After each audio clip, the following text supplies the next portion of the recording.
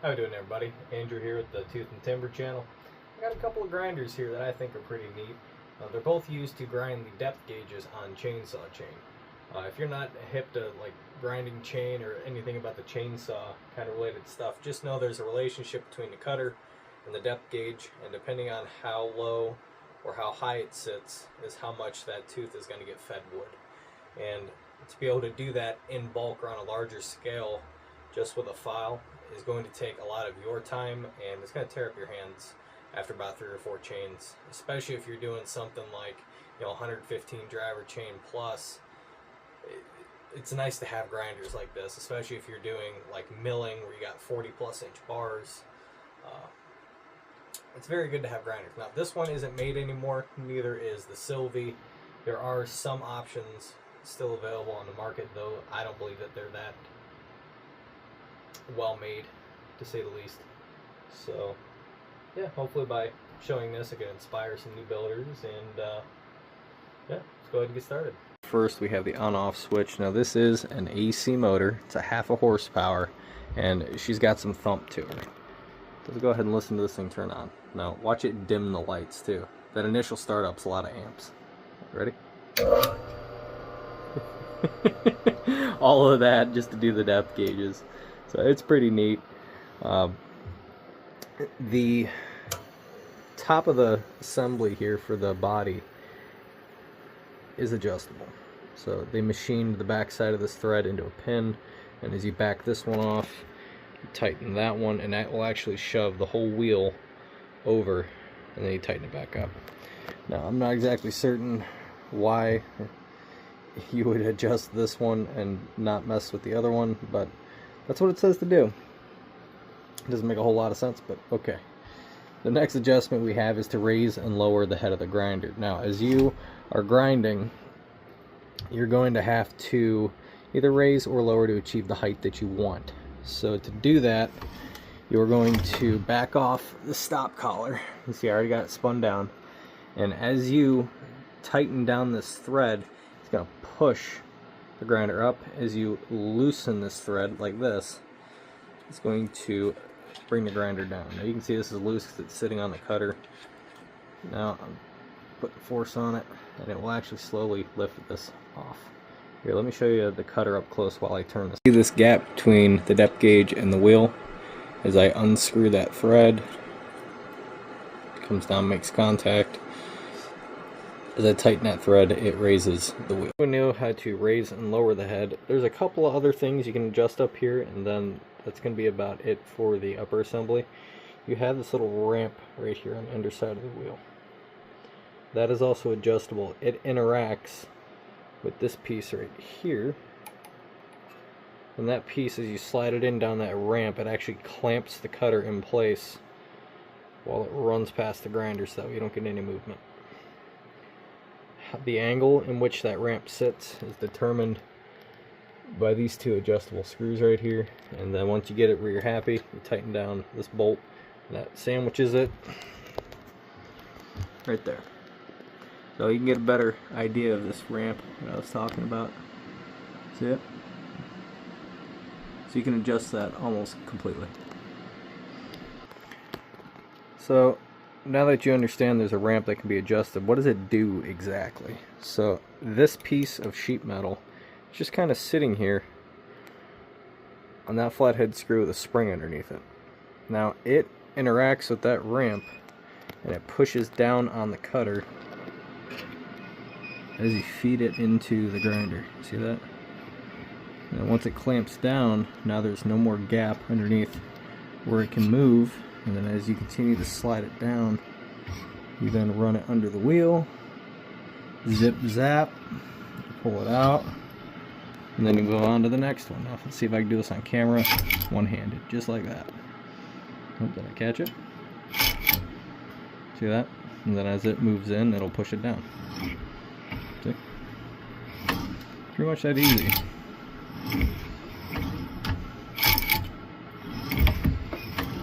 It's very convenient. Now, what stops these cutters from going backwards is this little roll pin right here, which is also adjustable, kind of similar to how the tensioner on a chainsaw bar works. So if you principally understand that, where you have a through thread to a nut, and as you tighten, that nut moves down a slot, and as you loosen it, it goes away from the slot. That's what this is for. As you tighten this, it will either move this forward or rearward, depending on if you tighten it or loosen it. Now, if you miss as you come across, so like say, as I'm pulling, you end up in the cutter and it gets jammed up.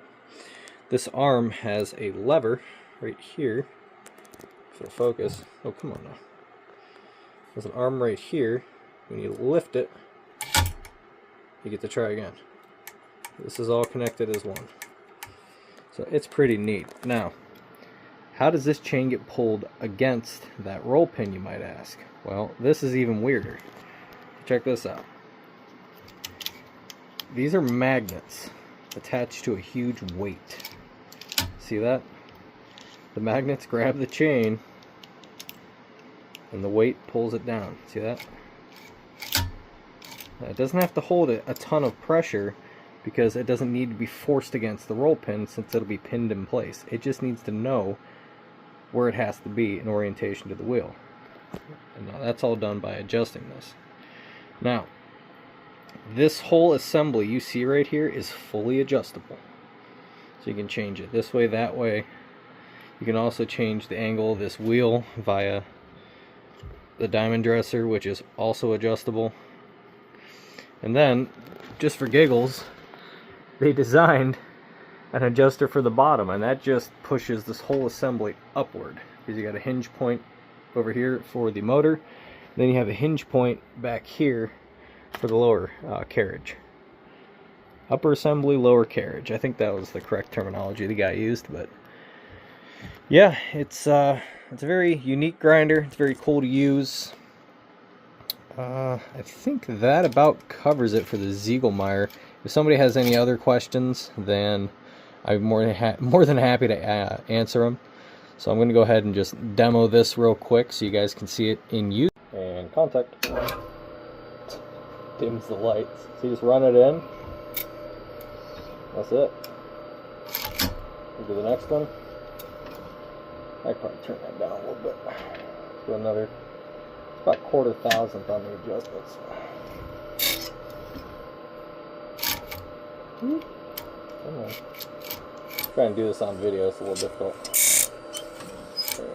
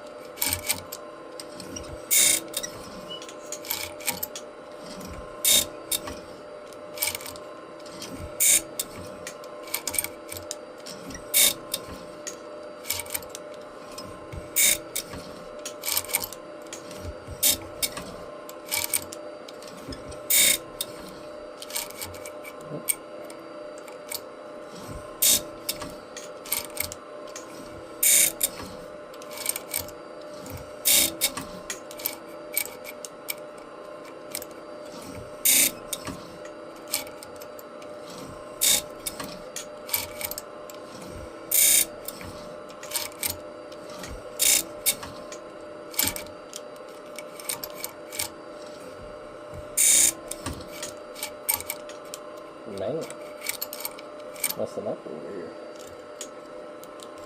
So that it set the chain down here in the magnets correctly. See, now that it's set, it's working just fine.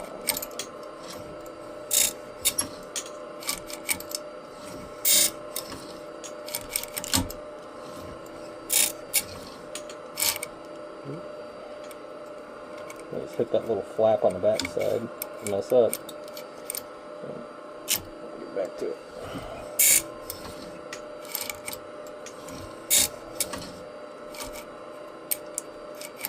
You can't really go slow, you gotta kind of zip-zap. But I also have a tripod directly out in front of me, so I'm trying not to bounce the chain off of the legs of the tripod here.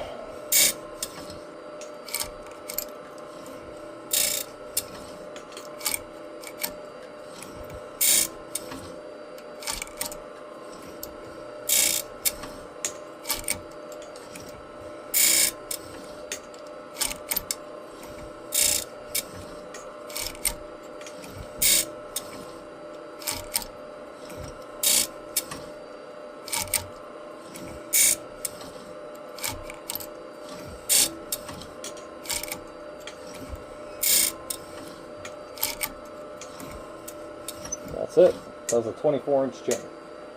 I think it does a pretty good job.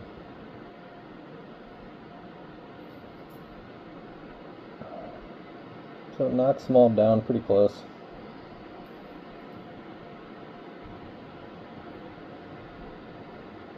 The slides, it's just like heavy-duty drawers. That's the best way to explain it. The slides that you'd have for like a drawer. It slides in, slides out. It's pretty smooth too. Really not a whole lot else to note there.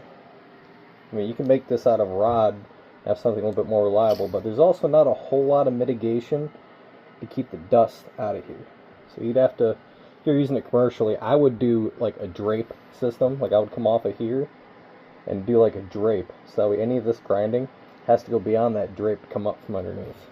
Because the drapes, if they're sliding back and forth, it wouldn't affect a single thing.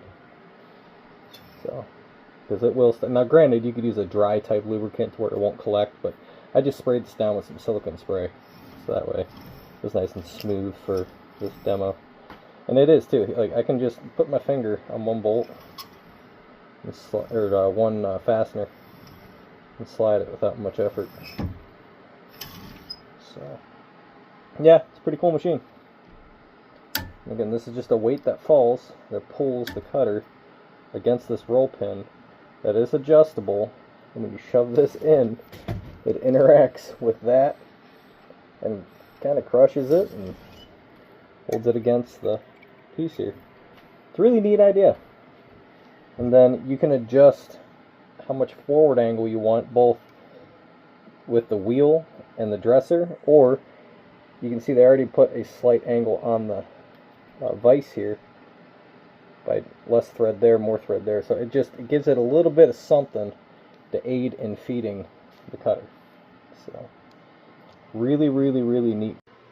So that's pretty much it on the LJ ZIEGELMEYER depth gauge grinder. It's a well-built machine, although it's got a lot of features. It's almost overbuilt for what I need, and it's a shame they don't make equipment like this anymore. But yeah, it's a cool piece to have. If you have any questions, feel free to comment or just send me a message, and I will do what I can to move that information forward. Be safe, be kind, run sharp saws, call your friends. Phone call can save a life.